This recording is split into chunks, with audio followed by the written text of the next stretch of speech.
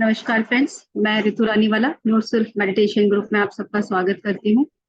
तो जैसे कि हम लोग यहाँ पे ब्रह्मश्री पितामह पत्री जी की किताब कर्म सिद्धांत का स्वाध्याय कर रहे हैं और मीनू गोइंका जी जो कि मेरी बड़ी सिस्टर है वो यहाँ पर स्वाध्याय करा रही हैं। अब तक हमने जितने भी यहाँ पर अध्याय किए हैं वो बहुत इम्पोर्टेंट, आप सबने आप जो रेगुलर जो जुड़े हुए हैं वो समझ रहे हैं कि यहाँ पर पितामह जो है वो हमको क्या समझाने की कोशिश कर रहे हैं कि कर्म सिद्धांत जो है वो एक यूनिवर्सल लॉ है। और आज का जो चैप्टर है ये बहुत इंपॉर्टेंट है। ये जो कर्म सिद्धांत चक्र है, जो हम ये rebirth reincarnation, again and again जो हमारा डेथ एंड बर्थ का जो एक साइकिल चलता है वो आखिर आधारित किस पे है, या हम जो कुछ भी यहाँ पर अपने जीवन में मिल रहा है हमें क्या कारण है, कैसे हम कई बार दूसरों को ब्लेम करते हैं। हम कई बार सारी जो भी सिचुएशंस हैं वो कहते हैं इनके कारण हुआ।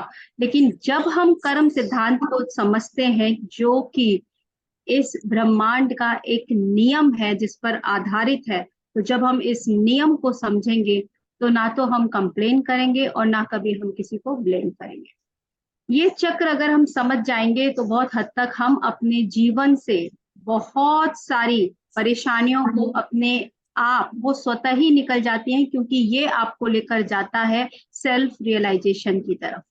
तो इसलिए हमें कर्म सिद्धांत को बहुत ध्यान से समझना है।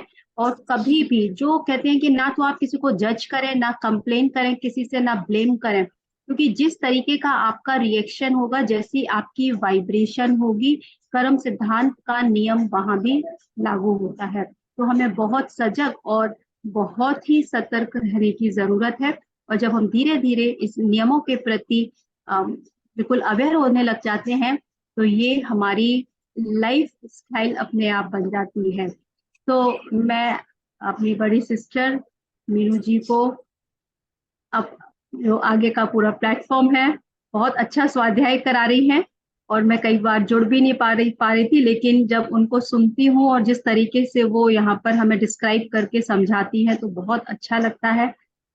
और पितामह तो हमें वैसे भी इन किताबों को इतनी खूबसूरती से और इतने इतने इजीली हमें समझाने की कोशिश की है उन्होंने, कि इतना जो ज्ञान है वो उन्होंने ऐसे दे दिया है कि अगर हम इनको सुने और समझें, बहुत इजीली आप वास्तव में सेल्फ रियलाइजेशन को प्राप्त कर सकते हैं, बहुत easily. So welcome Meenu ji, thank you so much. आज आपने मुझे मौका दिया बोलने का। Thank you. मैं तो हमेशा चाहती हूँ कि तुम आगे होस्टिंग करती रहो, तो मुझे भी अच्छा लगता है क्योंकि जुड़े रहते हैं हम आपस में और देखते हैं तो वैसे भी बहुत खुशी होती है कि चलिए इस बहाने आमने सामने आए हैं। तो ऐसे तो सारा दिन ही मिलते हैं। तो थैंक यू रितु।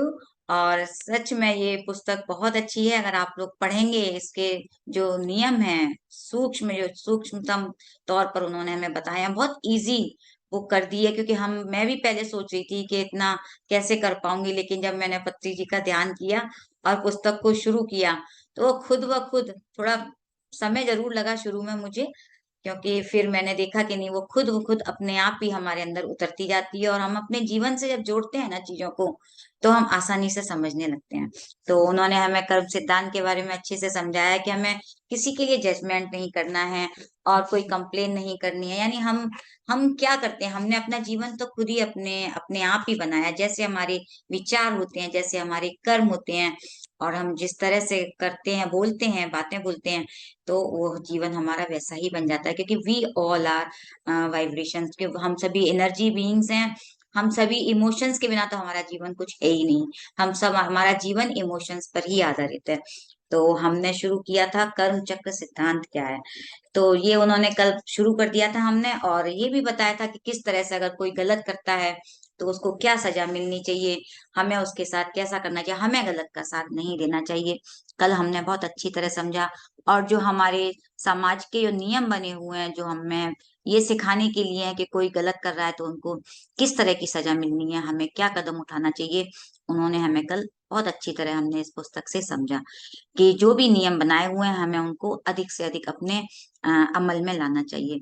तो कहते हैं जो भी हमारे स्थानीय कानून विधान के नियम बनाए हुए हैं हमें उनको खराब नहीं करना, यानी ये नहीं है कि हम उनका उल्लंघन करें, उनको ब्रेक कर दें। जैसे कल भी था कि पैसे देकर भी हम कई बार गलत काम किया है और पैसे देकर छूट जाते हैं, दूसरों को छुड़ा देते हैं, तो इससे भी हमारे कर्मा बढ़ जाते हैं, डबल हो जाते हैं। तो हम निर्दोष साबित करने के लिए अपने आप को या दूसरों को ये गलत कदम उठाते हैं। तो कहते हैं हम में से अधिकांश लोग सहकार नहीं करते, क्योंकि कम जो कानून व्यवस्था है में अगर हम इसका सहयोग नहीं करेंगे हम लोग, तो वो कमजोर हो जाती है, क्योंकि किससे बनी हुई है, हम लोगों के सबके मिलकर ही तो समाज बनता है। अगर हम ही उसको खराब करेंगे, दूषित करेंगे, तो जो नियम व्यवस्था है वो टूट जाती है, क्योंकि भ्रष्टाचार धीरे धीरे करके ऐसे ही बढ़ता जाता है। तो काम करने से हम क्या करेंगे, फिर से उसको शक्तिशाली बनाएंगे, फिर से हम उसको सही तरह से समझेंगे और उसको मजबूत करेंगे।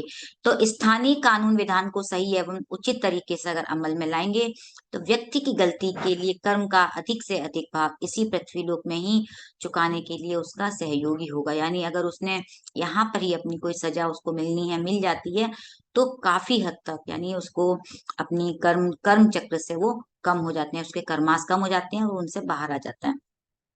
एक दोषी स्थानीय कानून के अनुसार दंड को भुगतते समय अपने किए पर पश्चाताप न करे, तो उस गलती के लिए कर्म के रूप में उसको दंड अवश्य ही भुगतना पड़ेगा। अगर उसको नहीं सजा मिली है तो उसको आगे सजा मिलेगी। कर्म तो बनेंगे ही और वो तो साथ ही चलेंगे, चाहे वो इस जन्म में हो चाहे अगले जन्म में हो। तो हमें उनको ऐसे समझना है कि उसका हमें करना ही पड़ेगा। तो एक व्यक्ति के निर्दोषी होने पर भी अगर स्थानीय कानून अगर उसको दोषी ठहराने के कारण उसे थोड़ा बहुत दंड तो भुगतना ही पड़ेगा, यानी अगर उसको निर्दोष ही है और उसको अगर दंड मिल गया है तो क्या करना है, क्या प्रतिक्रिया होनी चाहिए, हमें क्या करना है, सबको जानना चाहिए कि एक निर्दोषी को अगर सजा मिल जाती है, दंड मिलता है, तब क्या होता है। तो कई आत्माएं अच्छा विज्ञान प्राप्त करके यानी पृथ्वी लोक में अपने जीवन काल में बहुत गलतियां करती हैं, क्योंकि हम अपने जीवन में ऐसा नहीं है, जितना ज्ञान होता है उस हिसाब से हम अपने जीवन को जीते हैं, गलतियां भी करते हैं। पृथ्वी लोक में अपना जीवन समाप्त होने पर वो आत्माएं सूक्ष्म लोकों में प्रवेश करके अपने कर्म के रिकॉर्ड का अवलोकन कर लेती हैं। जैसे जैसे हमको, क्योंकि हम जब धरती पे आए हैं तो हम यहाँ पर आए हैं तो हमें ज्ञान भी लेना है, पहले से भी हमारे अंदर ज्ञान रहता है, किंतु सूक्ष्म लोकों से जब हम आते हैं तो हम उनको भूल जाते हैं, क्योंकि धरती पर आए हुए हैं, हमें कुछ भी याद नहीं होता। हम कैसे याद करते हैं, कहते हैं ना जैसे जैसे आप ध्यान से जुड़ेंगे आपको अपना सब कुछ याद आने लगेगा। तो हम जब उनका अपने रिकॉर्ड्स को देखते हैं, उनका अवलोकन करते हैं, तो उन्हें योग्य ज्ञान होने के कारण जल्दबाजी में निर्णय न लेकर उसके बजाय कुशलता पूर्वक, यानी हमें कोई हड़बड़ी नहीं करनी चाहिए कोई भी डिसीजन लेने से पहले, और कुशलता पूर्वक अपने ज्ञान को हमें बढ़ाना है, क्योंकि हम धरती पे आए हैं। तो भूलोक पर हमें जो ज्ञान मिल रहा है उसके द्वारा हमको समझकर अपने कर्म ऋण को चुकाकर नए कर्म से अपने आप को अछूता रखना है, यानी हम कर्मा ना बनाए और जो हम लेके आए हैं उनको हमें चुकाना है। ऐसा ना हो कि हम लेके तो आए हैं दो दो बोरे और यहाँ से लेके जा रहे हैं 5 बोरे, तो कंधे पे हमारे वजन ज्यादा हो जाएगा। तो कोशिश करें कर्मा ना बनाएं और जो लेकर आए हैं उनको धीरे धीरे चुका दें, क्योंकि हम हमारे शरीर में हम बीमारियां लाते हैं, सुख दुख जो भी लेके आते हैं। कहते हैं ना हम इतनी बड़ी बड़ी बीमारियां बहुत लोगों के अंदर होती है, वो कहते हैं हम मुझे ही ऐसी क्यों बीमारी हो रही है, तो ये भी कर्म चक्र से जुड़ा हुआ है कि उनके भी कर्मा डिसॉल्व हो रहे हैं, उनको इस चीज को समझना होगा। इन आत्माओं को मालूम है कि पिछली कुछ गलतियों के कारण थोड़ा बहुत कष्ट तो सहना ही होगा, थोड़ा बहुत कष्ट तो रहता ही है। हमें ये नहीं समझना चाहिए कि हम अगर पूरी तरह से जीवन हमारा एकदम साफ सुथरा सरल और सुखपूर्वक चलता रहेंगे, कुछ ना कुछ तो हम लेके आए हैं उनको हमें, क्योंकि ये तो है संचित कर्मों से हम लेके ही आएंगे ना, प्रारब्ध हम कुछ तो हम कम करने ही होंगे, नहीं तो हमारा फिर इस जन्म में नहीं होगा तो अगले जन्म में होगा। हमें हल्का ही होना है, तो धीरे धीरे हम उनको अच्छे कर्म करके सेवा करके लोगों का सहयोग करके उनको कम करें और अपने कर्म ना बनाएं। बस हमें कम करने पर ही ध्यान रखना है। उन्हें यह भी मालूम है कि किसी गलती की संरचना करने के कारण यदि दंड भोगना पड़ा तो नए कर्म से हम जुड़ जाएंगे। इसलिए आत्माएं निर्दोष होने पर भी स्थानीय कानून के अनुसार दंड का सहर्ष स्वीकार कर लेते हैं। कई आत्माएं होती है ना कि उनको सजा मिल जाती है और के पता होता है उनको कि हमें आगे हम कर्म नहीं बनेंगे, हो सकता है हमें सजा मिलने से हम निर्दोष होने पर भी वो सजा स्वीकार कर लेती हैं, क्योंकि उनके कुछ कर्मा उनके धैर्य के साथ वो अपने काट लेती हैं। तो इससे क्या होता है, अपने व्यक्तित्व की अभिव्यक्ति करती हैं ऐसी आत्मा। अधिक कारागारों में आत्मा अभिव्यक्ति के लिए योग्य परिस्थिति ना होने पर भी, यानी उनको अगर वातावरण सही नहीं है, उन्हें वहां तकलीफ हो रही है, फिर भी अपने अंदर अपने आप को समझाकर, अपने धैर्य के साथ अपनी शक्ति को संग्रहित करके ऐसे माहौल में अपने स्वभाव की अभिवृद्धि करना चाहें, और स्वयं का हित ही नहीं औरों का भी, यानी दूसरों को हमें वहां, अगर कुछ आत्मा ऐसी होती हैं कि दूसरों की भी प्रगति के लिए भी वहां जाती हैं, कुछ वहां जाकर अच्छी बातें करें, अच्छा करें, तो उनको देखकर भी लोग सीखते हैं। तो इसलिए वो सहायक हो सकती है अगर उनको वास्तविकता का बोध करा दें। तो इस चीज, कई आत्माएं होती है जन्म के पहले दीर्घ रोगों का चुनाव करके आती हैं, जो अभी बताया कि बीमारियां लेके आती हैं, वो दंड भोगती हैं, तो वो अपने कर्मों का चुकाने का ये मार्ग है उनका। और कर्म ऋण को चुकाने के लिए सही, सीधा या पूर्ण सफल होने वाला एक और भी मार्ग है। कहते हैं ये मार्ग सुलभ, सुलभ, सुगम और सरलता पूर्वक आचरण योग्य है, यानी हमारा जैसा मार्ग होता है वो ही हमारा आचरण मार्ग है। तो वो कहते हैं कौन सा मार्ग है, अपने आप को सजा न देते हुए जो भी हम कर्म करने, हमारे जो कर्म हैं, हम खुद को सजा न दें और तीव्र दंड को अनुभव कर रहे हैं, हमें ऐसा महसूस तो हो रहा है कि हमें कोई दंड मिल रहा है, और जिसे सहायता की जरूरत है उन्हें चुनकर अपनी आवश्यकता के अनुसार हम उनकी सहायता करें। यानी अगर किसी को सहायता की जरूरत है तो हम उसकी सहायता करें।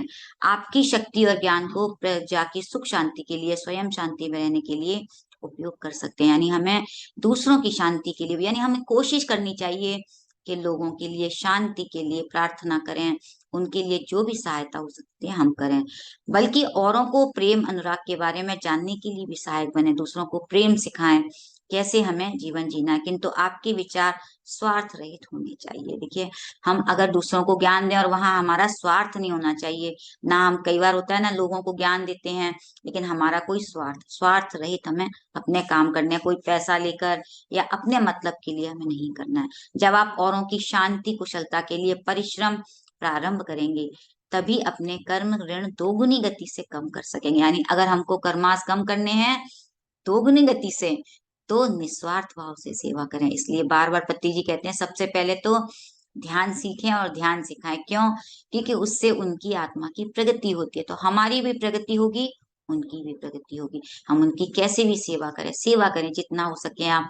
मानव सेवा करें, जीव जंतुओं की सेवा करें, प्रकृति के लिए पेड़ पौधे लगाएं, जिस तरह से भी आपसे जो भी बन सके, जो भी आपके पास है वही आप दें।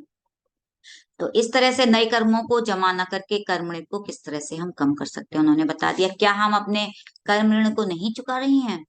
हम चुका रहे हैं। गुरु के जन्मों में आत्मा सिर्फ 2 या 3 कर्मों के ऋण को ही चुकाने का निर्णय लेती है। कोई भी आत्मा एक ही जीवन में संपूर्ण परीक्षाओं का सामना करने के लिए तैयार नहीं होती, क्योंकि हमने जो जीवन लिया है ना, हम ऐसा, ये जीवन, एक जीवन में क्या हम सारे अपने कर्मा चुका देंगे क्या, कि जितने हैं भाई चलो हम एक ही जीवन में चुका दें और हम तो फ्री हो जाएं? नहीं, ऐसा नहीं है।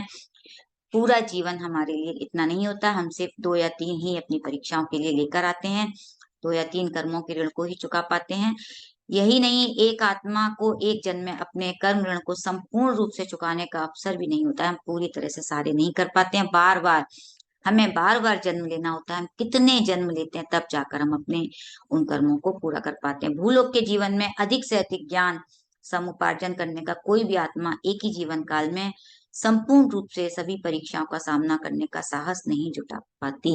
इतनी उसमें नहीं होती है, क्योंकि आत्मा को जब धरती पर आती है तो उसको धीरे धीरे ज्ञान आता है कि हाँ मेरे अंदर इतनी शक्ति है।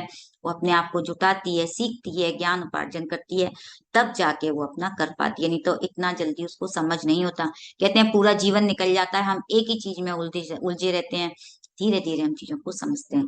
इसलिए जीवन क्या है अब हम समझ रहे हैं, और समझने के लिए आपको थोड़ा ज्ञान तो होना ही चाहिए, जो हमें पत्री जी के द्वारा मिल रहा है कि अब हम धीरे धीरे समझ रहे हैं, अपने जीवन को सुधारें। तो मरने के बाद क्या प्रतीक्षा कर रहा है, सूक्ष्म लोक में समय का उपयोग किस प्रकार करना चाहिए, ज्ञान क्या है, इन सभी प्रश्नों के उत्तर बहुत सुंदरता से उन्होंने इस पुस्तक में दिए हैं। आपको ये जिज्ञासा हो सकती है कि पृथ्वी लोक में ही इन विषयों को जानने सीखने की क्या आवश्यकता है। और ये कल भी बताया था कि पृथ्वी लोक पर ही हम क्यों आते हैं सीखने के लिए, क्योंकि यहाँ पर आत्मा की प्रगति तेजी से होती है। और सूक्ष्म लोकों में जाने पर इस अपने आप को, क्या हम वहां पर भी तो कर सकते हैं, हम वहां पर भी सीखते हैं। अभी मैं इतना परिश्रम क्यों करूं, जब हम सूक्ष्म लोकों में सीख सकते हैं। लोगों के प्रश्न होते हैं कि हाँ, मैं तो मेरे मरने के बाद मैं सूक्ष्म लोक में चला जाऊंगा, मैं वहां भी सीख लूंगा, भूलोक में ही इन विषयों को मुझे क्यों सीखना है। तो कहते हैं, जब तक आप इन सभी विषयों को इस लोक में रहते हुए नहीं समझ लेंगे, आप सूक्ष्म लोकों के बारे में ज्ञान नहीं पा पाएंगे। तो हमें पहले यहाँ धरती पर आना है, ये हमारी प्राइमरी स्कूल है, यहाँ सीखना है, तभी हम सूक्ष्म लोकों में जा सकेंगे। नहीं तो हम कहते हैं ना, नीचों के लोकों में भी रह जाते हैं। सूक्ष्म लोकों का अधिकतर भाग स्वच्छंद क्षेत्र अंतर्गत आते, ये भी फ्री विल जोन में ही आता है।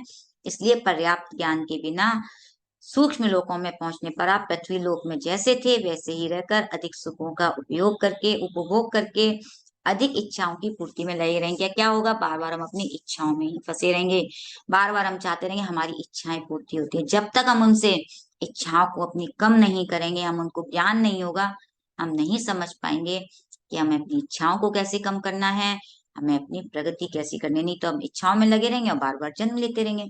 तो अपनी आत्मा अभिवृद्धि की जा सकती है तभी, जब हम इच्छाओं को अपने समझेंगे। इस बात को महत्व तो नहीं देते हैं, इसलिए पृथ्वी लोक में ज्ञान की खोज करके हमें ज्ञान खोजना है, अपने अंदर उस ज्ञान को जगाना है, तो हम सूक्ष्म लोकों में अपनी वृद्धि कर सकेंगे, हमारी उन्नति होगी। आत्मिक उन्नति के लिए सहयोग सहयोग के अनेक अवसर मिलते हैं, हमें बहुत सारे तरीके हैं, हमारे पास बहुत सारे मार्ग हैं, हमें बहुत अवसर भी मिलते हैं। तो कोई संदेह नहीं, किंतु शिक्षण के लिए तैयार होना अति आवश्यक है। आपके सामने ज्ञान है, लेकिन आप उसको ग्रहण करने के अभी काबिल हैं क्या, आपके अंदर उतनी पात्रता है क्या, वो बहुत आवश्यक है। सूक्ष्म लोकों में उपरोक्त विषयों को जानने के अवसर मिलते हैं। हम जाते हैं ना, जब सूक्ष्म लोक में, यहाँ से जाने के बाद हम अपनी मृत्यु के बाद सूक्ष्म लोकों में जाएंगे, वहां बहुत सारे अवसर मिलेंगे, किंतु उसकी जानकारी होना बहुत जरूरी है। हमको ज्ञान ही नहीं होगा तो हम वहां क्या करेंगे। कहते हैं ना, धरती लोक पर हम आए हैं, हमें सब कुछ सीखना है, और जब हम सीखेंगे तो वहां जाकर हम उसको फिर दोबारा से करेंगे। अपनी हमारी जो आत्मा, जो हम यहाँ करते हैं, हम ऊपर के लोकों में जाकर वही करते हैं और वही उन्नति करते हैं, और ज्यादा से ज्यादा फिर उस चीज की हम और ज्यादा अच्छे तरीके से सीख पाते हैं। तो उन उसकी जानकारी होना बहुत जरूरी है, इसलिए इस विषय को जानना बहुत जरूरी है, आपको ये समझना होगा। नहीं तो हम क्या करेंगे, सूक्ष्म लोकों के ज्ञान का समुचित लाभ नहीं उठा पाएंगे। हम चले तो जाएंगे, लेकिन हम लाभ ही नहीं उठाएंगे, जब हमको पता ही नहीं होगा हमें कैसे करना है, क्या करना है। और तो वो हमारे लिए क्या होगा, वह लोग हमारे लिए भूलोक से थोड़ा अधिक अभिवृद्धि पाया हुआ, यानी थोड़ा बहुत तो है, लेकिन अधिक सुख और इच्छाओं से युक्त लोग ही होगा। यानी हम अपनी फिर वही इच्छाओं में अटक जाएंगे, सुख मिलेगा। यानी बार बार हमें इन चीजों को, इस सुख और लालसाओं और इच्छाओं में नहीं रहना है, हमें ज्यादा से ज्यादा ज्ञान लेना है अपने लिए आगे बढ़ने के लिए। तो आपको और इस विषय स्पष्ट रूप से जानने की आवश्यकता है कि सूक्ष्म लोक अनेक है। ये पहले भी आया था, ये एक सूक्ष्म लोक नहीं है, अनेक हैं, अनेक। प्रत्येक लोक शास्त्रीयता में उसके नीचे वाले लोक से अनेक उन्नति वाला है। यानी एक एक लोक, जैसे जैसे कहते हैं ना, जैसे हम स्कूल में जाते हैं तो क्लासेस होती है, हमारी उन्नति करते हैं, वैसे हम आगे बढ़ते जाते हैं। उसी तरह से यहाँ पे भी भूलोक, ये सूक्ष्म लोक भी उन्नति के हिसाब से हैं। अतः भूलोक को छोड़ने के बाद आप कौन से लोक में प्रवेश करेंगे, ये आपके ज्ञान पर निर्भर करता है। कितना सही बात है, हमारे अंदर जैसा ज्ञान होगा हम उसी लोक में जाएंगे। हमने कम ज्ञान होगा तो हम उस सूक्ष्म लोक में जाएंगे, निम्नतर में। जब ज्ञान समझदारी आ जाएगी, हम उसको समझने लगेंगे, अपने विषयों में, अपने सुखों में, इच्छाओं में हम समझ में आएगा, ज्ञान आ जाएगा कि हाँ, मुझे इसमें नहीं अटकना है, तो आप उस तरह से और उच्चतम लोकों में जाएंगे। तो आपके ज्ञान के ऊपर निर्भर करता है। तो मुझे तो अब लग रहा है कि यहाँ पर जितने भी कर्म सिद्धांत सुन रहे हैं पत्री सर की बुक से, वो बहुत समझदार होते जा रहे हैं कि अब हमें अपनी इच्छाओं को समझना है, सुखों को, जितना जरूरत है सरल से सरल जीवन जीना है, और नो कोई जजमेंट नहीं, किसी के ऊपर कोई कंप्लेन नहीं। हमें इन चीजों पे अपने ऊपर पहले हमें खुद को जानना है। आप जितने उन्नत लोकों में प्रवेश करेंगे उतने ही ज्ञानवान होते जाएंगे, और ज्ञान भी मिलता जाएगा। अब हम क्लासों में आगे बढ़ेंगे, पढ़ाई करेंगे, तो उस सब्जेक्ट को हम समझते जाते हैं, हमारी ग्रोथ होती है। वैसे ही हम सूक्ष्म लोकों में जाते हैं, हम ज्ञानवान होते जाते हैं। सूक्ष्म लोक का स्थान जितना उन्नत होता जाएगा, इच्छाएं उतनी कम होंगी। सही बात है, जब हमें जैसे जैसे ज्ञान आएगा तो हमारी इच्छाएं कम होती जाएंगी, और इच्छाएं कम होने का मतलब है ऊर्ध्व लोकों में ज्ञान पिपासा प्रारंभ होने के पश्चात आपको उन लोगों से मार्गदर्शन व सलाह मिलती जाएगी। यानी आपको जैसे जैसे ज्ञान आएगा, जितना हमारी ज्ञान पिपासा है कि मुझे सीखना है, मुझे समझना है, आपको फिर सही सलाह भी मिलने लगेगी, मार्गदर्शन मिलेगा। यही नहीं, उन्नत सूक्ष्म लोकों में और अधिक परिणाम प्राप्त अति उन्नत स्तर प्राप्त आत्माओं के निकट होने के कारण वहां स्थित आत्माएं नए प्रवेश पाने वाले की यथासाध्य सहायता करने की प्रतीक्षा करती हैं। वो चाहती हैं, वो इंतजार कर रही हैं कि आए और ऐसी आत्माएं आए और वहां पर उनकी उनकी सहायता करें। तो वो हमारे लिए इंतजार करती हैं, जितनी भी उन्नत आत्माएं वो वहां पर हमारे लिए इंतजार करती हैं कि यहाँ पर आप दूसरों को आके सिखाएं, सहायता करें। इसलिए उन्नत में प्रवेश करने की आशय सिद्धि होनी चाहिए। इस कारण पृथ्वी लोक में कुछ प्राथमिक ज्ञान उपार्जन करके अच्छे कर्मों को बढ़ाना चाहिए। तो यानी अब हम भूलोक में आए हैं तो हमें क्या करना है, अपने अच्छे कर्मों को बढ़ाना है, और यह सब पृथ्वी लोक में रहते ही संभव है। बार बार इस चीज को बता रहे हैं कि हमें पृथ्वी लोक में रहकर ही हम ये कर सकते हैं। हम चाहेंगे चलो इस जन्म में नहीं, अगले जन्म में करेंगे, जन्म बढ़ते रहेंगे। जब तक आप नहीं कर लेंगे आपको प्रगति नहीं मिलेगी। तो हमें करना ही पड़ेगा, चाहे आज करो, चाहे कल करो, चाहे कितने जन्मों के बाद करो। तो निष्पक्षता से कहा जाए तो कम प्रगति प्राप्त सूक्ष्म लोगों की पृथ्वी लोक में ही ज्ञान का अभ्यास करके हमारी आत्मा की उन्नति के लिए अधिक से अधिक अवसर मिलते हैं। बार बार हमें अवसर मिलते हैं, हमें उन अवसरों का जो हमें मिलते हैं उनको अपनी आत्मा की उन्नति के लिए हमें उनको करना है। सूक्ष्म लोकों में उपार्जन की जाने वाली ज्ञान संपदा भूलोक में जन्म लेने से पहले मिटा दी जाती है। देखिए यहाँ पे ये बात आ गई है कि जो भी हमें ज्ञान मिलता है जब हम जन्म लेते हैं, भूलोक में आते हैं, सब कुछ भूल जाते हैं। क्यों भूल जाते हैं? क्योंकि हमें फिर से इसको आगे बढ़ना है। तो हम जब ध्यान साधना में आए या हम अपने आप से जुड़े, क्योंकि माया जो कहते हैं ना, डुअलिटी है यहाँ, इसकी वजह से हम सब कुछ इसमें उलझ जाते हैं, भूल जाते हैं। तो भुला दिया जा मिटा दी जाती है। इस संदर्भ में मिटा देने वाली बात को अच्छी तरह हमें समझना है। पृथ्वी लोक में आपके अंधविश्वास के कारण, क्योंकि यहाँ पर बहुत अंधविश्वास है, इच्छाएं हैं, आपको ध्यान बट जाता है हमारा, नए नए तरह की हमें मोह माया की चीजें दिखती हैं, हमारी लालसाएं बढ़ती हैं, हम धन संग्रह करते हैं अपने सुखों के लिए, हम कितना कितना पूरा जीवन इसी में निकाल देते हैं कि मुझे उसके पास है, मुझे भी वैसा ही चाहिए, मुझे भी वही घर चाहिए, मुझे वो गाड़ी चाहिए। हम सारे सुख ढूंढते हैं कि जैसे वो कर रही है वैसे मैं भी करूं, जैसे वो घूम रही है मैं भी करूं।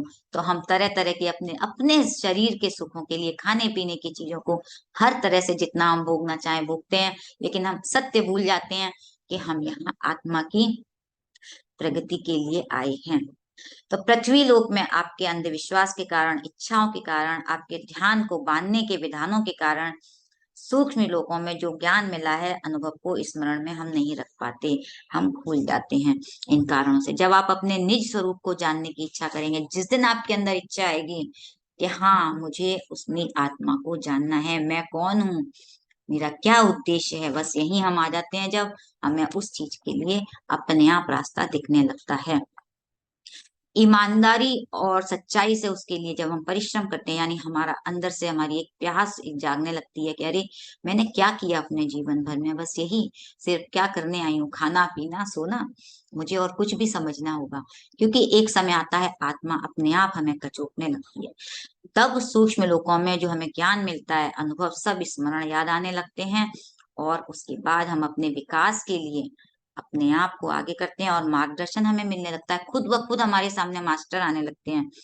कहते हैं ना, कितने लोगों के सामने पीएमसी के वीडियो आने लगे, क्यों? क्योंकि एक समय जैसे ही आया, उनको जरूरत थी, उन्होंने, उनकी प्यास थी, उनकी आत्मा चाहती थी, सब जुड़ना चाहते थे आपस में। जूम आया और कोविड आया। देखिए कोविड हमारे लिए कितना अच्छा हुआ कि हम सब आज यहाँ जुड़े हुए हैं, सब इसी कारण, नहीं तो हम कितने और वर्षों के बाद मिलते, हमें नहीं पता था। तो ये सब जो हो रहा है सब अच्छा हो रहा है। और कहते हैं कि हम इसको मार्गदर्शन मिलता है, इसलिए आप सबको ये अच्छी तरह समझना चाहिए कि आपकी प्रगति और आत्म परिणाम का पृथ्वी लोक में प्रारंभ होकर उन्नत सूक्ष्म लोकों में आपकी अभिव्यक्ति होती है। यानी अच्छे से समझा दिया है कि अब हमें पृथ्वी लोक से शुरू होना है और उन्नत लोक की अपनी सूक्ष्म लोकों में जाकर हमें अपनी आत्मा की अधिक से अधिक वृद्धि करनी है। कहते हैं कर्म चक्र में नहीं फंसना है, सदैव अपने विचारों के, विषयों के, चर्चाओं के विषय में, कार्यों के विषय में हमें अवेयर रहना है। बस हमें अवेयर ही रहना है अपने विचारों के प्रति। विचार तो आएंगे ही, क्योंकि बिना विचारों का जीवन नहीं है। आप थोड़ी देर भी बिना विचारों के नहीं रह सकते। तो हमें विचारों के प्रति जागरूक रहना है, अच्छे विचारों को बढ़ावा देना है, अच्छे कार्य करने हैं। पहले आपको थोड़ी तकलीफ होगी, पहले कष्टदायी होगा, फिर अपने मार्ग में बदलाव लाने के लिए कुछ समय संभल कर जागरूकता से रहें। कष्ट धीरे धीरे अपने आप सरल होते चले जाएंगे। और ये सही बात है, पहले हमारा ध्यान नहीं लगता था, पहले हमें किताब पढ़ना नहीं आता था, पहले हम सेशन सुनते थे, हमारे समझ में नहीं आता था। धीरे धीरे आज हम देखिए किताबें भी पढ़ रहे हैं, ध्यान भी कर रहे हैं, ध्यान भी सिखा रहे हैं। ये सब हमारी प्रगति ही तो है। तो कह रहे हैं हम फिर सब सही दिशा में आ जाएंगे, और फिर आपको उनकी निगरानी की जरूरत नहीं पड़ेगी। बार बार आपको नहीं देखना पड़ेगा मैं अपने विचारों को देखूं, मेरे विचार कैसे आ रहे हैं, क्योंकि वो हमारी प्रैक्टिस में आ जाते हैं। तो जब आप सरलता और सच्चाई से जीना प्रारंभ कर देंगे, हर वस्तु प्रेम योग्य, हर क्षण आनंद में लगने लगेगा। सच बात है, कोई कोई पल ऐसा आता है तो हमें बाद में याद आता है कि हाँ, हम अपने वापस आ जाते हैं उस परिस्थिति से, तो हमने गलत किया है, और फिर हम आनंद में आ जाते हैं। तो ये भाव आप में फिर धीरे धीरे कम हो जाएगा। मानसिक हिंसा नहीं होगी, मन हमेशा शांत और प्रसन्नचित्त रहेगा। कहते हैं जब आप अपने प्रयत्नों के द्वारा अपने मन को शांत करने लगेंगे, स्पष्ट रूप से एवं गहराई से विचार करने की क्षमता आपके अंदर आ जाएगी, और आप उसका समस्याओं का खुद ब खुद समाधान निकालने लगेंगे। कई लोग ऐसे होंगे यहाँ पर भी कि कहते हैं हमें अपने आप ही हमारे जवाब मिलने लगते हैं हमें, क्योंकि हम अपनी समस्याओं को, जो हमारे प्रश्न होते हैं, हम जैसे ही ध्यान में बैठते हैं, हमारे इंट्यूशन के द्वारा, हमें मास्टर के मैसेज के द्वारा हमें, और हम अपने हमारी समस्याओं के हमें समाधान मिलने लगते हैं। निश्चित रूप से गृहस्थ को इस प्रकार के धर्मों का पालन करना चाहिए। कहते हैं देखिए आज परिवार के लिए भी उन्होंने बताया 4 वर्ष की आयु तक बेटे को प्रेम अनुराग से पोषण करना चाहिए। हमें छोटे छोटे बच्चों को जितना हो सके प्रेम दें। एक उम्र होती है हर चीज की, उनको खूब प्यार दें उनको, और 16 वर्ष तक उनको विद्या विनय सिखाएं। तो इसका एक श्लोक भी है, मुझे भी याद नहीं आ रहा है, मैंने भी पढ़ा था कि 5 वर्ष तक प्रेम सिखाते हैं, और अगले 5 वर्ष तक उनको विद्या ज्ञान दें। फिर अगले उसमें दिया हुआ है 20 वर्ष की आयु में कोई भी नौकरी अथवा जीविका उपार्जन में प्रवेश करना चाहिए। बच्चे जब पढ़ लिख लेते हैं, उनको नौकरी करनी है, तो उनको गाइड करें। अपने बच्चों को हमें कैसे करना है हमें सब पता होता है। हम थोड़े से अगर सोचें समझे तो हमारे अंदर पूरा ज्ञान है, लेकिन हम उस अहंकार वश भूल जाते हैं। उसके पश्चात पिता को प्रेम से उसे अपने समान देखना चाहिए। यानी बेटा बड़ा हो गया है, उसकी चप्पल, बाप की चप्पल जब बेटे के पैर में आने लगती है, तो हमें समझ में आ जाना चाहिए कि अब बच्चा हमारे बराबर का है, उसके ऊपर हमें अधिकार नहीं जताना है, उसको एक मित्र रूप से व्यवहार करना है। इसी प्रकार बेटी को भी प्रेम सहित पाल पोस कर श्रद्धा से उसे भी विद्या विनय सिखाएं। यानी एक समय ऐसा था कि लड़कियों को बस ससुराल जाना है, जितना पढ़ा दिया ठीक है, बेटे को पढ़ाना है, बिजनेस करना नहीं। बच्चों को, बेटा बेटी सभी अपने ही हैं, उनको भी पाल पोस कर उनको भी विद्या विनय सिखाएं। विवाह के समय पिता उसे अपने जो भी उसकी श्रद्धा हो, उसके पास हो, उसको देकर विदा करें। तो पत्नी सर ने बहुत क्लियर लिखा है कि हमें अपने बच्चों के साथ कैसे करना है। गलत मार्ग पर चलने वालों को कभी आदर नहीं देना चाहिए। अगर कोई गलत कर रहा है तो हम कई बार चुप रह जाते हैं, चुप्पी लगा जाते हैं, वो मौन गलत है। हमको उनको मान भी नहीं देना है। अगर वो गलत कर रहे हैं तो आप उनके लिए अगर हो तो बोलें, आवाज उठाएं, यही सही तरीका है। क्योंकि कुमार्गों के प्रति आदर दिखाएंगे तो दुर्जनता को श्रेय देना होगा। यानी हम गलत का साथ देने का मतलब है आप भी गलत हैं। इस प्रकार आदरणीय सज्जनों के प्रति अनादर का भाव रखना भी दोषपूर्ण है। यानी हम अच्छे लोगों के प्रति अगर अनादर करते हैं वो भी गलत है। तो हमें दोनों तरह से समझना है। मित्रता करने के लिए जल्दबाजी नहीं करनी है। कई बार लोग होते हैं ना कि मित्र बहुत बहुत सारे बना लेते हैं, नहीं, हमें उसके लिए भी अवेयर रहना है। अपने मार्ग को छोड़कर जो आपसे मित्रता करने आया है, उसके कार्य, लोगों के साथ उसका व्यवहार, सब कुछ धर्म का पता लगाकर बहुत सोच समझकर उसके पश्चात मित्रता करनी चाहिए। पति सर ने यहाँ पे धर्म का पता लगाकर कहा है, लेकिन धर्म का मतलब मैं जितना समझ रही हूँ, यहाँ पर पूजा पाठ नहीं कभी उन्होंने कहा है। उन्होंने कहा है कि वो क्या करता है, उसके क्या कर्तव्य हैं, धर्म यहाँ मतलब रहता है। गृहस्थ को प्रथम विद्या का, उसके पश्चात धन का अर्जन करने के लिए अवश्य ही परिश्रम करना चाहिए, क्योंकि हम जो गृहस्थ जीवन में हमको धन की जरूरत पड़ती है, यहाँ बच्चों को भी पढ़ाना है, अपना जीवन चलाना है, तो हमको धन की जरूरत है। लेकिन कैसे धन कमाना है? परिश्रम तो करना ही है, सही तरह से हमको करना है, कोई गलत नहीं करना चाहिए, ये उसका कर्तव्य है। अगर वो अपना कर्तव्य नहीं कर रहा है तो ये भी उसके लिए गृहस्थ में गलत है। कर्तव्य का पालन न करने वाला गृहस्थ नहीं कहलाएगा। और धनार्जन के लिए पुरुषार्थ नहीं करने वाला, अगर वो पुरुषार्थ नहीं कर रहा है, मेहनत नहीं कर रहा है, जो उसकी जिम्मेदारियां हैं अगर वो नहीं कर रहा है, तो गृहस्थ धर्म का उल्लंघन करने वाला होगा। यानी हर धर्म, हर जो गृहस्थ धर्म है, संन्यास धर्म है, 4 तरह के होते हैं, और अगर हमें उसमें अलग अलग जीवन हम जीते हैं तो हमें उस धर्म का पालन करना चाहिए, उनका उल्लंघन नहीं करना है। तो हम जब गृहस्थ जीवन में है तो हमें उसका भी नियम का पालन करना है। आलसी तथा निरर्थक जीवन से संतुष्ट रहने वाला भ्रष्टाचारी कहलाएगा। यानी हम गृहस्थ में हैं, जो हमारे कर्तव्य हम नहीं कर रहे हैं, हम आलसी हैं, हमें जो जरूरत है बच्चों को वो काम नहीं करके दे रहे हैं, यानी माँ को जो सेवा करनी है अपने बच्चों के प्रति, प्रेम करना है, जो ड्यूटीज है एक माँ की, जो ड्यूटीज है पिता की, हम नहीं कर रहे हैं, आलसी। आजकल तो एक मोबाइल हमें मिल जाता है, बच्चों को पकड़ा देते हैं, तो ये हर घर में ऐसा ही चल रहा है। तो नहीं, हमें बच्चों के प्रति उनकी जो जिम्मेदारियां उसको पूरा करें। और आगे हम कह रहे हैं, धर्म मार्ग से धन कमाकर धर्म कार्यों के लिए उसका उपयोग करना एक सेवा है। यानी हमें धन तो कमाना है लेकिन अच्छे कामों के लिए उपयोग करना है।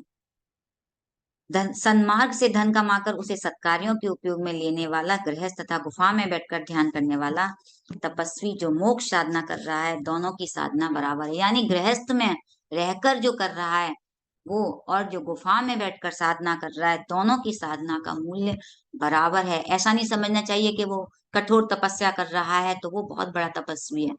नहीं, हमारा गृहस्थ जीवन में भी उतना ही हमें कठिन तपस्या है, ये भी, इसको हमें कम नहीं समझना चाहिए। हर तरह से धन इकट्ठा करते हैं अपने बच्चों के लिए, परिवार के लिए, खुद के लिए, बीमारियों के लिए, माता पिता के लिए, अपने समाज के लिए, हमें सबको देखकर चलना होता है। तो कहते हैं इसको कम नहीं आंकना चाहिए। हमारे धर्म का अपना अपना स्थान है, हमारी परिस्थितियों के अनुसार हमें अपने धर्म का निर्वहन करना चाहिए। जैसे जैसा हमारा धर्म है, लोग चाहे हंसी उड़ाएं, हमारा मजाक करें, तिरस्कार करें, तो यही धर्म का मतलब पूजा पाठ नहीं है, हमारी जिम्मेदारियां, और उनकी परवाह नहीं करनी है, हमें अपना धर्म का पालन करना है। चाहे वो धर्म अलग तरह से होते हैं, पति धर्म, पत्नी धर्म, पुत्र धर्म, भ्रातृ धर्म, यानी हमारी जिम्मेदारियां, हमारे कर्तव्य। तो इन चीजों को हमें समझना है, हमें धर्म में अटकना नहीं है। ये नहीं समझना है कि मेरा धर्म, भाई मैंने तो पूजा कर ली, मेरा हो गया। हमारी जो कर्तव्य है उनको पूरा करना है। तो तत्व ज्ञान, यानी उन्होंने, अब ये हमारा थोड़ा सा और है कि हमें तत्व ज्ञान को समझना है। तत्व ज्ञान यानी ब्रह्म ज्ञान, एक ऐसा ज्ञान है जो मनुष्य जो जन्म लेता है, यानी हमने शुरू में सुना कि एक परमात्मा, हमें पूर्ण आत्मा से हमारा जन्म हुआ और हम अलग अलग अंशों में आ गए, किंतु क्या हुआ, हमने उस अपनी शक्तियों को हम भूल गए।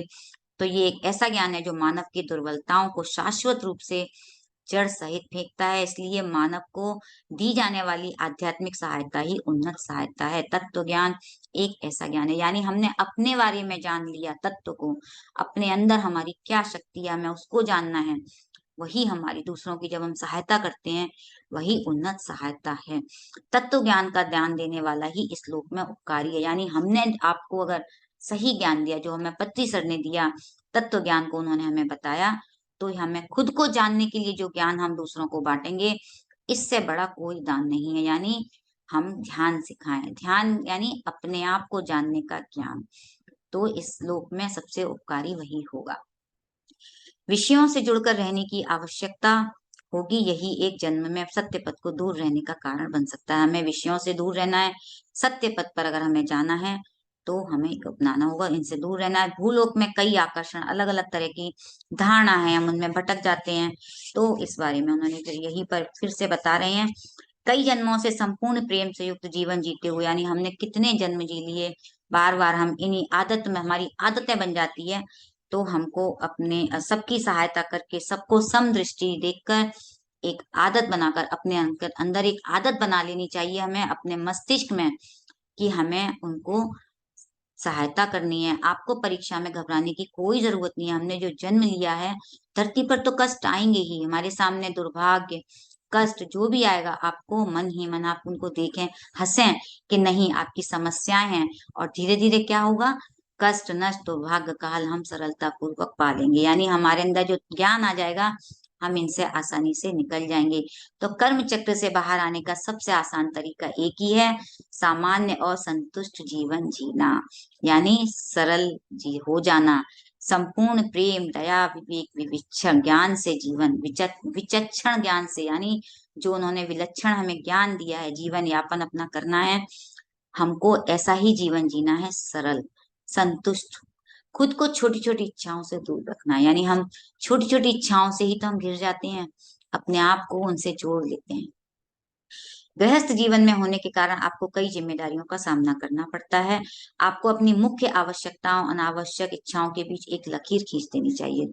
तो आज हम इन चीजों को बस समझेंगे कि गृहस्थ जीवन में हमने अपनी जो जिम्मेदारियां हैं वो तो करनी ही है, और अपनी इच्छाएं जितनी जरूरत है, कहते हैं ना, सफर का आनंद उठाना है, तो हमें सामान भी कम रखना है। तो अपनी इच्छाओं को, अपने जो हमारी, उनको कम कर देंगे तो हम उनको समझ पाएंगे कि हमें जितना जरूरत है उतना रखें ना, तो हमें उतनी तकलीफ भी नहीं होगी। तो एक बीच में लकीर खींच दें, संवेग से अतीत होकर रहना चाहिए, और एक मनोविकार दूसरे राग भाव की तरफ हमें ले जाएगा। यानी क्या होगा, फिर हम धीरे धीरे उनसे, जो हमारा प्रेम है उससे, हम जो हम बहुत अटैच हो जाते हैं ना अपनी चीजों से, वो हमारा कम होने लगेगा। इसलिए जीवन में कदम कदम पर आपको अत्यंत जागरूक रहना है, हमें अवेयर रहना है, सचेत और सावधानी से रहना है, और अपने मनोविकारों, संवेग को जानकर, यानी हमें अपने जो हमारे अंदर इमोशंस हैं, हमारे अंदर वेग उठता है, हमारे अंदर अचानक से ऐसी कोई बातें उठने लगती हैं, उनको समझे, हमारे दिमाग में कैसी कैसी बातें चलती हैं,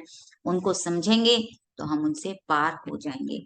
तो आज हम अपना यहाँ पर विराम लेते हैं, और 2-3 पॉइंट्स मैंने जरूर रिपीट करूंगी, मैं रिवाइज करूंगी कि हमें क्या सीखना है।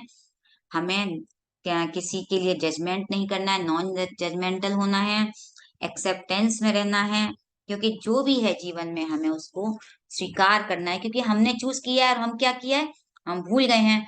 और अगर हम भूल जाते हैं तो हम उसमें अटक जाते हैं। तो हमें समझ, बाद में जैसे जैसे हम एक्सेप्टेंस में आ जाते हैं, तो हम समझ जाते हैं कि हाँ, ये मेरा ही अपना कुछ किया हुआ था, इसलिए मैं ये जीवन जी रही हूँ, मेरे ही कर्मास की वजह से हो रहा है।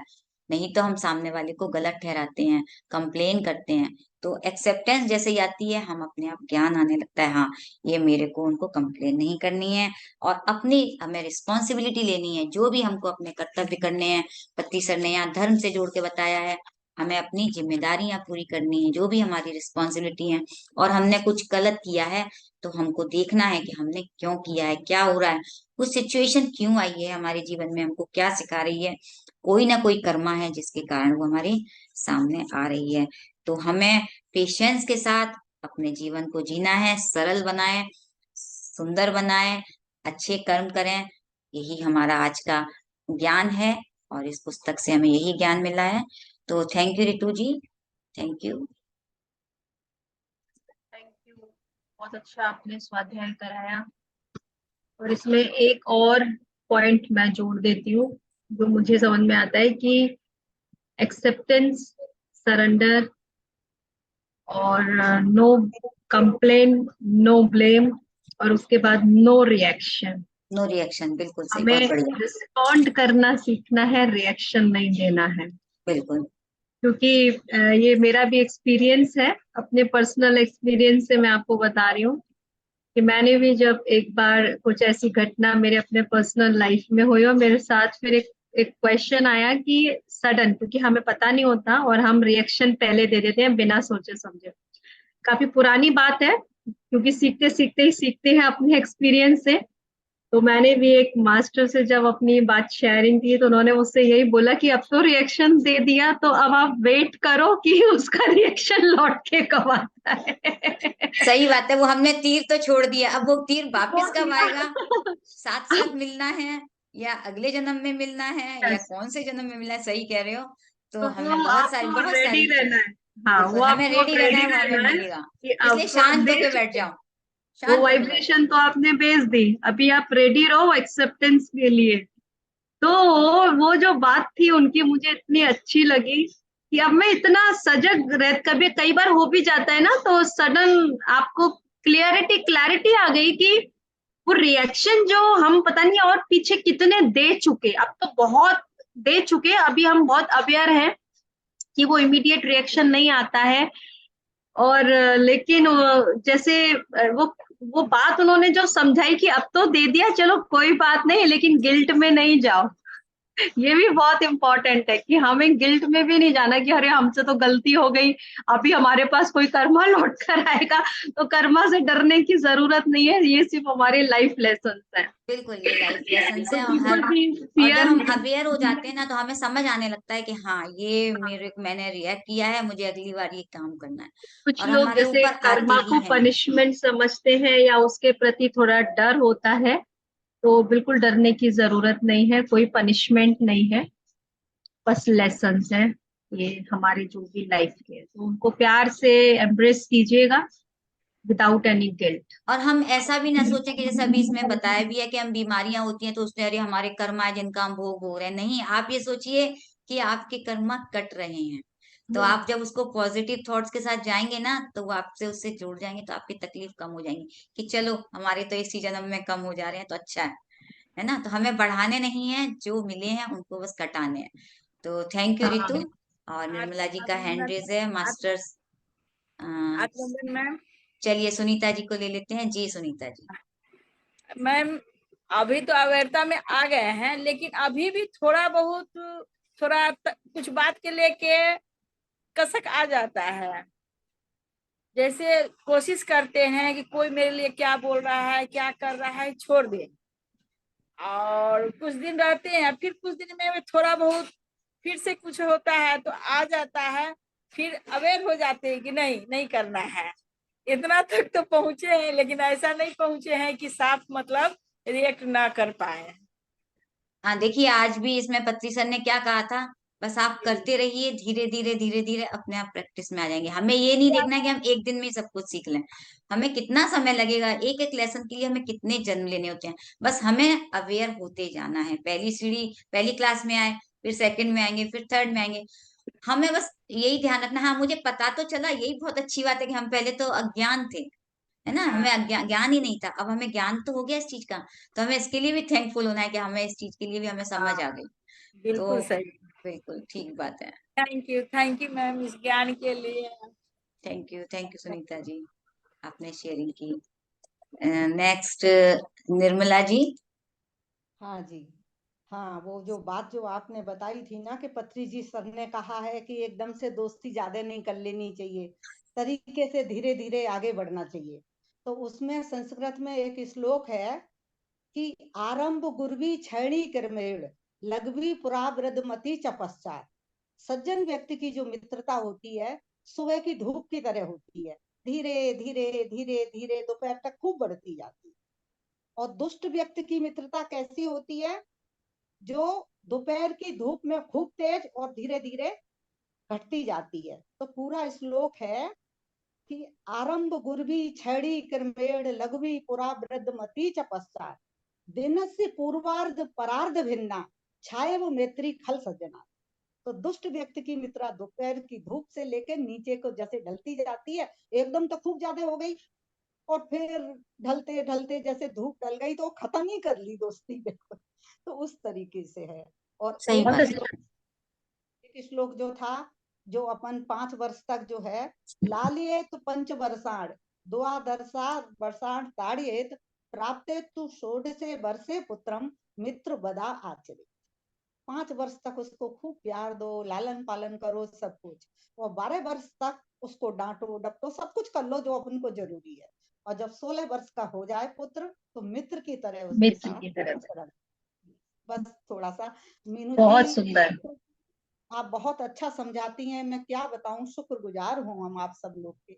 बहुत ज्ञान दे रहे हैं, बहुत अच्छा लग रहा है, बहुत आगे, बहुत समझ और में हम आ रही आपके शुक्रगुजार हैं, इतने अच्छे अच्छे श्लोक सुनाए आपने, है। नहीं, बहुत अच्छे से आपने बताया। रिएक्शन जो है एक्चुअली अपना 10%, कोई बात जब अपन करता है तो एक्शन तो खाली 10% ही है, बाकी सब रिएक्शन ही देते रहते रिएक्शन हैं।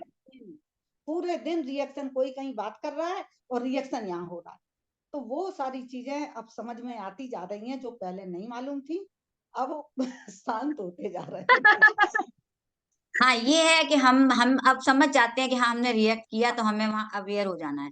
तो हाँ होते हाँ, होते हम सीखने लगते हैं, बिल्कुल। सीखने लगते हैं, समय तो सीखने लगता ही है, बिल्कुल। आज इतने हाँ सालों से, देखिए कितने वर्षों से हम, और हम ये लेके आए हैं, सीखने के लिए तो जन्म लिया है हमने। तो बस ये यस सोचिए ना, यस हम सीख रहे हैं। Yes yes, thank you. पढ़ाई कर रहे हैं हम लोग, अभी क्लास में शुरू किए हैं। बिल्कुल। पढ़ाई के कोई आनंद अंत नहीं होता है। तो बिल्कुल ओके, पढ़ाई कर रहे हैं, विद्यालय है ये, हाँ भूलोक पे ही कर सकते एकदम। हैं। उन्होंने बताया ना, हम भूलोक पे ही सीखने जी आते जी, हैं, और कोई लोक ही नहीं एकदम। है।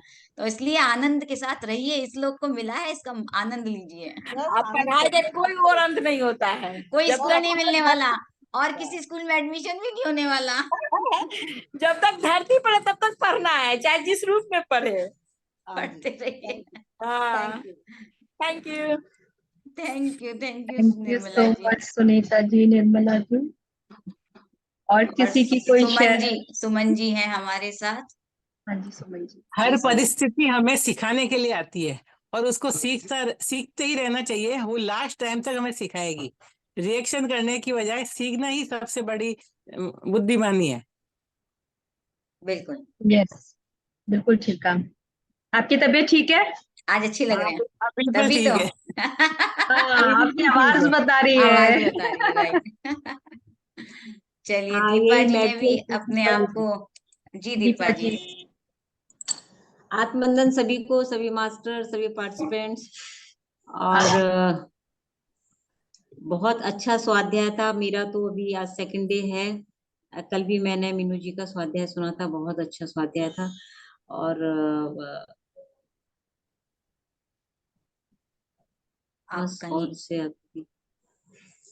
मैं इससे ज्यादा तो अभी अभी मैं उतना मैंने ध्यान से अभी, मतलब बुक को मैंने अभी पढ़ा नहीं है, इसलिए मैं भी कोई क्वेश्चन नहीं कर सकती। कोई बात और नहीं है, मैं तो यही कहूंगी, बस जो जो सीख लेनी है सीख लेते रहिए। आगे और भी बहुत कुछ मिलेगा हमें। अपने जीवन को सरल बनाना है हमें। बस यही बिल्कुल सीखना है, बिल्कुल। इससे यही सीखे, जितना सरल बना लेंगे उतना आपका जीवन सरल और सुगम रहेगा। तो आपके कर्मास अपने आप कम हो जाएंगे। अच्छे काम करते रहिए बस। अभी बहुत कुछ है इस बिल्कुल। किताब में, जुड़े रहिएगा हमारे साथ। Thank you Deepa yes ji. Yes, thank you, thank you. Thank you. चलिए, थैंक यू रितु।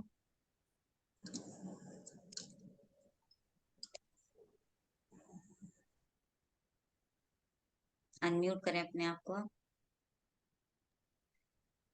अब हम मेडिटेशन करते हैं 40 मिनट का। म्यूजिक जी आप शेयर करोगे, मैं करूँ? हाँ, मैं कर दूंगी। ठीक है, आप कराएंगे मेडिटेशन? हाँ, मैं करा देती हूँ।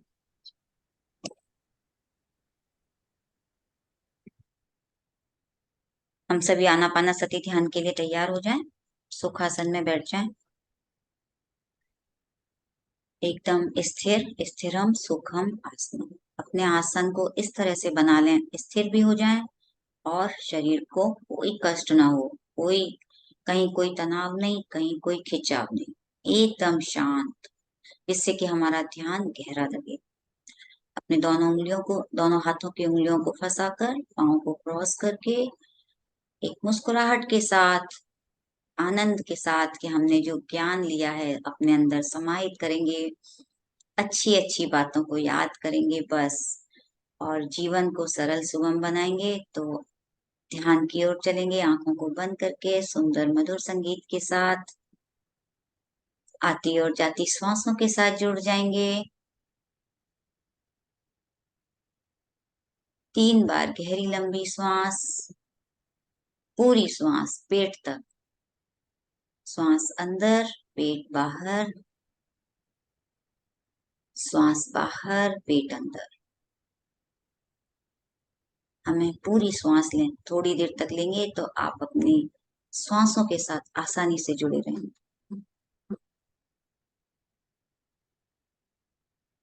हमारे विचार भी कम हो जाते हैं।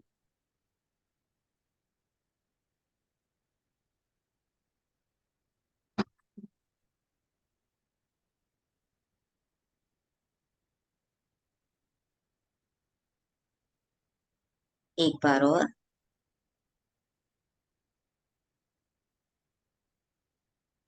और अपनी सरल सहज सुगम श्वासों से जुड़ जाएं। बाहर की दुनिया से हटकर अब अपने आप से जुड़ने के लिए अंदर की यात्रा करेंगे।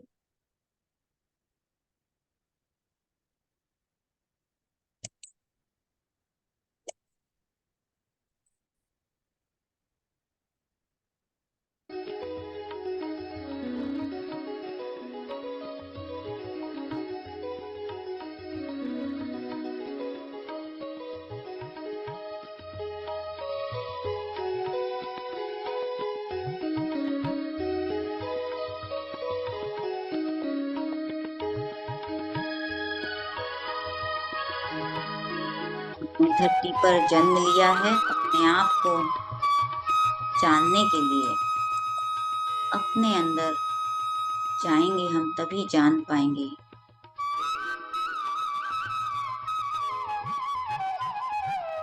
हमारा जीवन, इस जन्म लेने का क्या उद्देश्य है।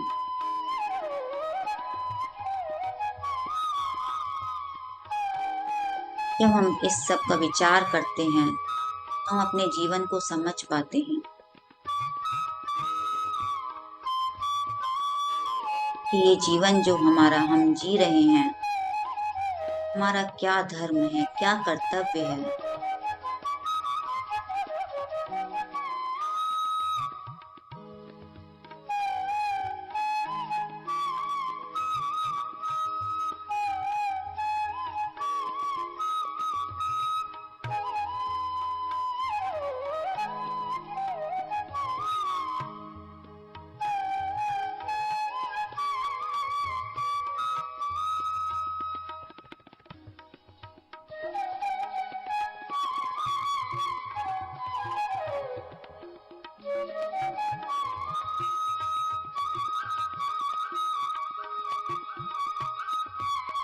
क्या सोल लेसन्स हैं हमारे, जो इस जन्म में मुझे सीखना है।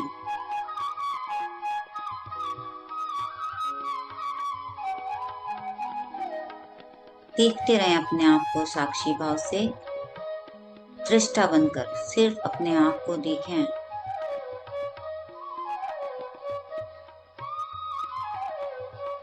जैसे बाहर खड़े होकर हम किसी चीज को देख रहे हैं, अपने शरीर का अवलोकन करते हैं।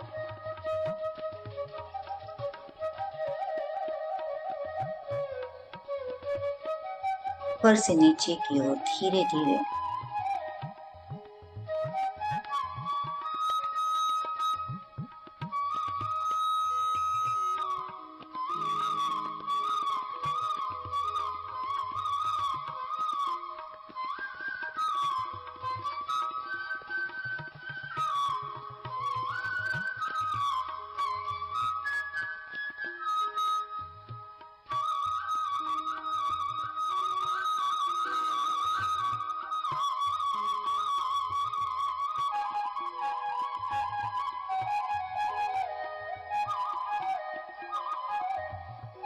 अपने आप को अनुमति दे दें। रिलैक्स रिलैक्स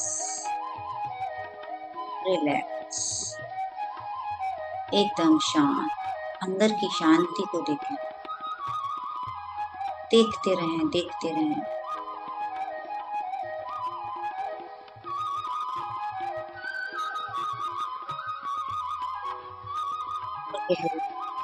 और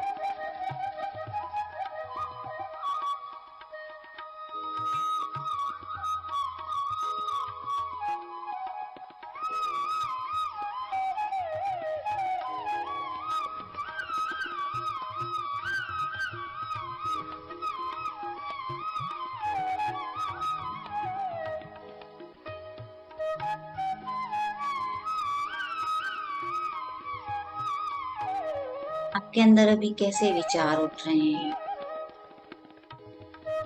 अपने विचारों को देखें, बस देखें इस समय क्या विचार आया।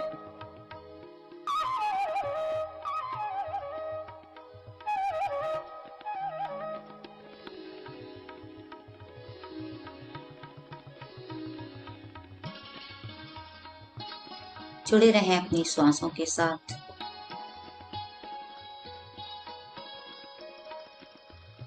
और वो विचार धीरे धीरे धुंधला होता जा रहा है, दूर, बहुत दूर। कोई जवाब नहीं देना है, बस वो चला जा रहा है, तो जैसे बादल उड़ते चले जाते हैं। जो भी विचार आएगा ऐसे ही देखते जाएं।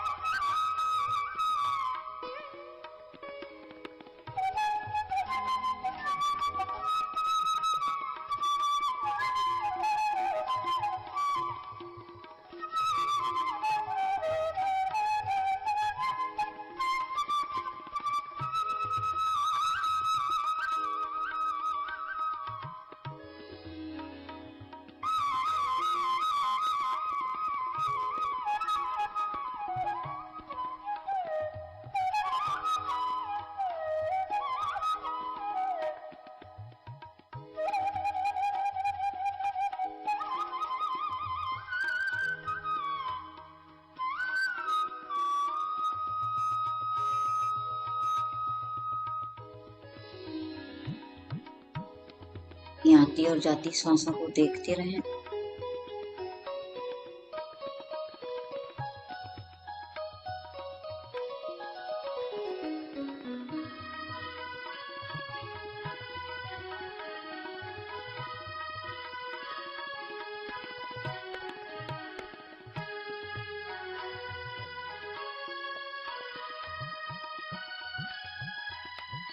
ये जो जीवन मिला है हमने जो जन्म लिया है, इसको सुंदर बनाने के लिए हमें क्या करना है? हर कोई चाहता है खुश रहना, आनंद में रहना, प्रेम में रहना। कैसे?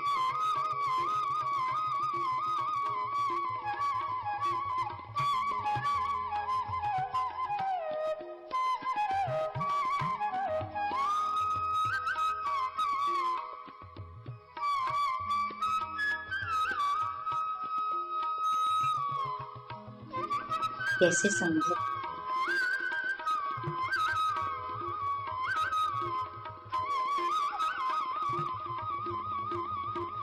जब हम उस परिस्थिति को जो आई है तकलीफ हम समझते हैं, अपने आप को शरीर समझते हैं, तो हमें वो दुख लगता है, दुखों से घिर जाते हैं।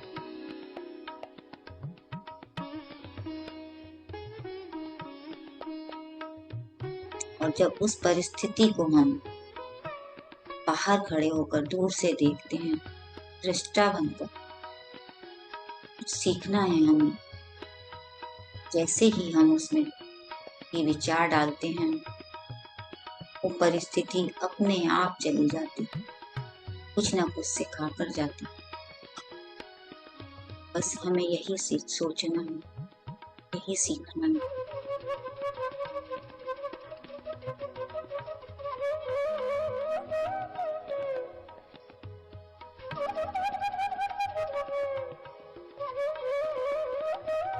कोई बुरा नहीं, ये अच्छा नहीं।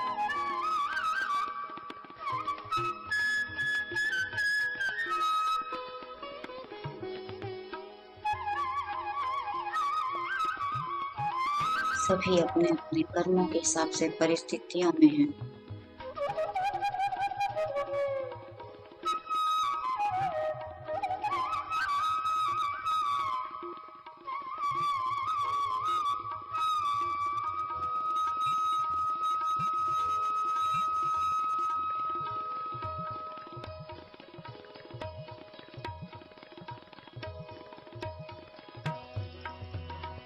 इनसे कोई बच नहीं सकता।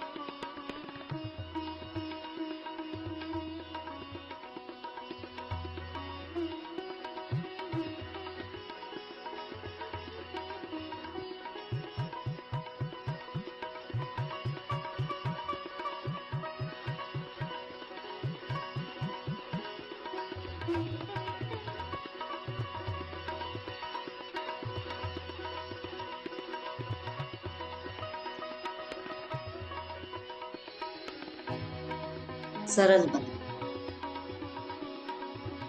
जीवन सुंदर हो जाए, बने रहे इस आनंद, शांति का एहसास करें।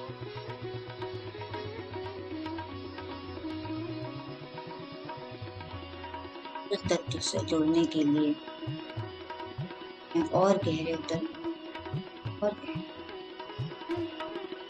इस आनंद को पाने के लिए खड़ा हो जाए। बहते चलें, बहते चलें।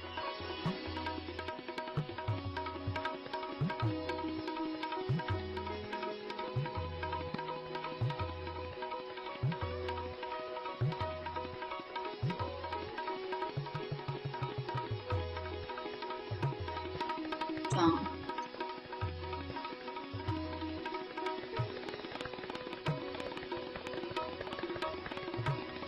शांत होते जा रहे,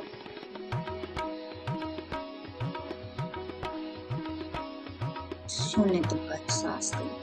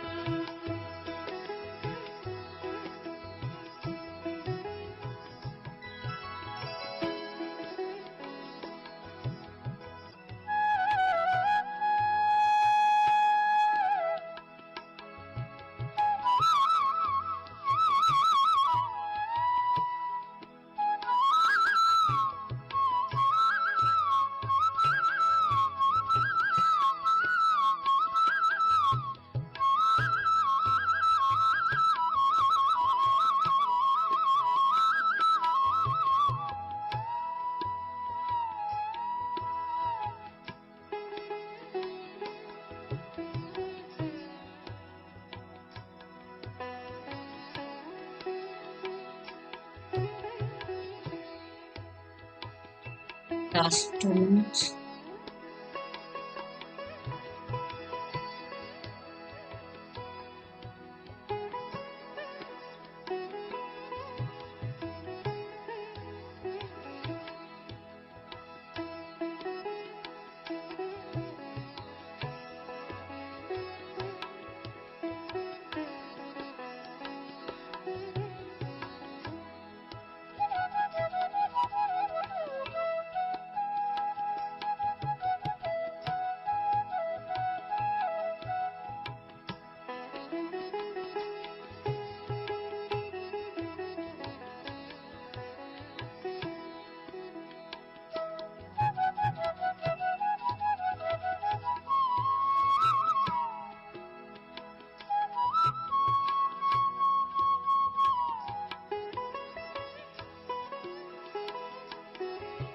ध्यान से बाहर आने की तैयारी करेंगे।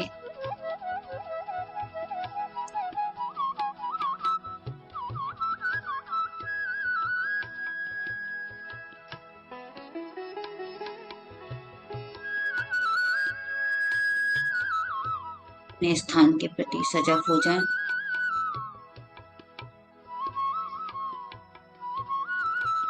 अपने शरीर की चेतना के प्रति सजग हो जाएं।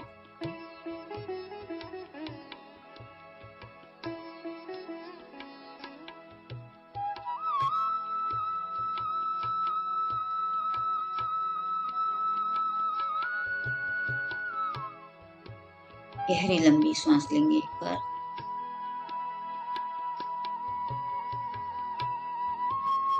धीरे से सांस छोड़ देंगे।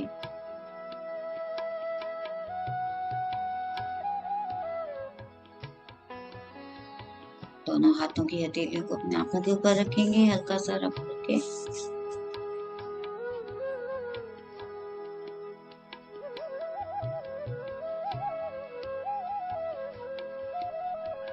हथेली के अंदर अपनी आंखों को खोलेंगे। 5 4 3 2 1 0। धीरे धीरे पलकों को झुकाकर खोलेंगे और मुस्कुराहट के साथ ध्यान से बाहर आ जाएंगे। धन्यवाद।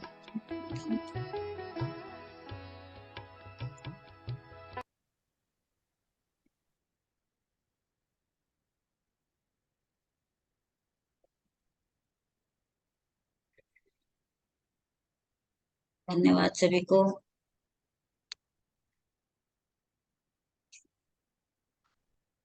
आप लोगों ने सभी इस ज्ञान को सुना, अपने प्रेम के साथ ध्यान में जुड़े रहे, बहुत बहुत धन्यवाद।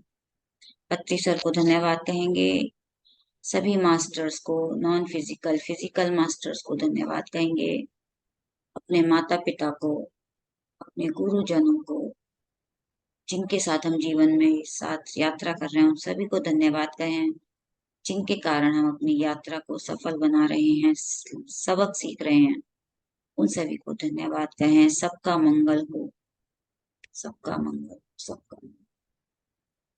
Thank you friends, thank you.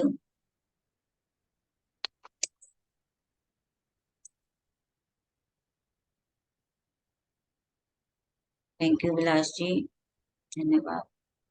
हम अपनी मीटिंग अब एंड करते हैं। Thank you ma'am. Thank you. Thank you. बहुत अच्छा गहरा ध्यान हुआ मैम। बहुत दिन के बाद यानी ज्वाइन हुआ मैं। बीच में अच्छा चलिए। लंदन गया था ना, डिस्टर्ब हो गया था। अच्छा अच्छा, फिर आज इतना ध्यान लगा कि बता नहीं सकते। अच्छी बात है।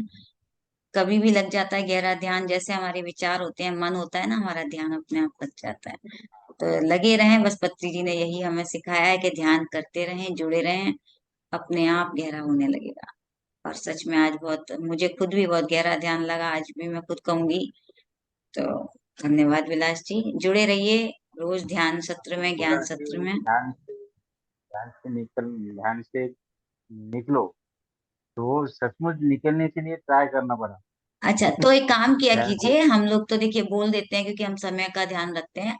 आप मत निकला कीजिए, अगर ध्यान बंद करने के लिए बोल रहे हैं तो आप बैठे रहिए, क्योंकि एक्चुअल में सही कह रहे हैं, कई बार होता है हम भी बहुत गहरे ध्यान में, लेकिन हमें समय का ध्यान रखना होता है।